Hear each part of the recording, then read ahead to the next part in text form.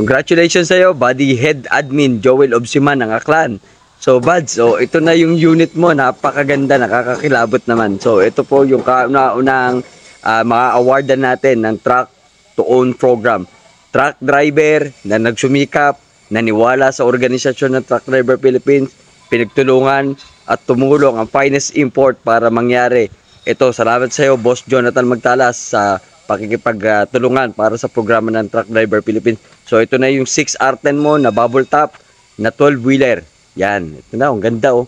Pagagandahin pa natin ito kasi proud to be. Ito po ang produkto ng Truck Drivers Philippines at Finest Import para sa katuparan ng pangarap truck driver, naging truck operator. Tututukan namin to, Buddy Joel. Lahat ng request mo, aayusin natin. Doon sa job order na sinabi mo sa amin, bibigay natin.